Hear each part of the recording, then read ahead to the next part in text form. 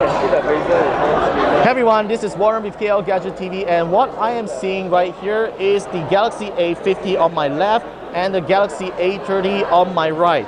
Yes, Samsung launched 3 devices in a day over here in Malaysia, with the earlier one being the Galaxy M20. But these 2 devices are technically higher end than the Galaxy M20. So let's take a look at the A50 first. So as you can see in the feature set right here, this is a 6.4-inch Super AMOLED display that looks extremely colorful, and I'm liking the notch right here. I mean, not really one of my favorite, but you know, I will actually deal with this kind of notch rather than the hole punch cutout. So this is a 25 megapixel selfie camera I'm seeing here, and this phone has a 4000 mAh battery and supports 15 watts fast charging. That's actually not really possible on a lot of mid-range phones, and I'm glad that Samsung has made it. So let's take a look at the hardware itself. So at the bottom here, you get the headphone jack, a single loudspeaker.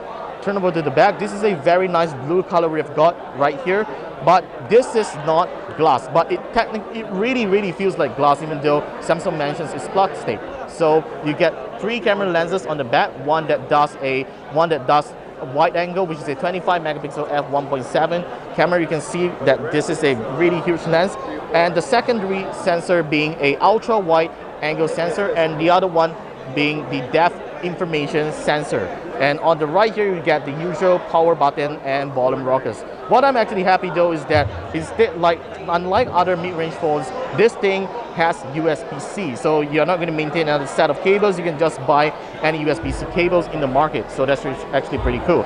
So in terms of software, this phone runs on Android Pie with Samsung's One UI on board, which is great because you know One UI is actually very smooth software that doesn't have too much of load inside. I'm actually liking the performance. So in terms of specs, this phone has an Exynos 9610 processor along with 6 GB of RAM and 128 GB of built-in storage.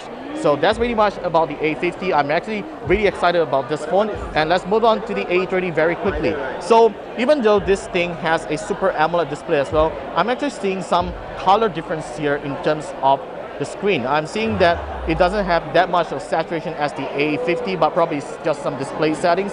But overall, this phone, it actually feels great to use as well. Beautiful display like the A50.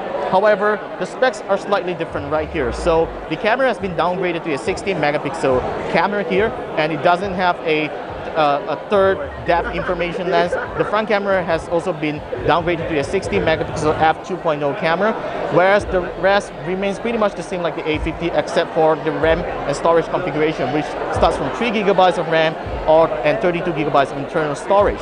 So yes, one difference that these 2 devices have though is that the Galaxy A30 has a physical fingerprint reader on the back, whereas the A50 doesn't have, because the fingerprint reader is built right inside the screen. So I'm not sure if it is the ultrasonic fingerprint scanner like we see on the S10 Plus, but it's probably not, because this is a really affordable device. And speaking of affordability, these 2 devices are actually pretty affordable. The Galaxy A50 will retail for 1199 ringgit, whereas the Galaxy A30 will retail for 799 ringgit. These are actually extremely affordable mid-range devices with attractive features packed right inside.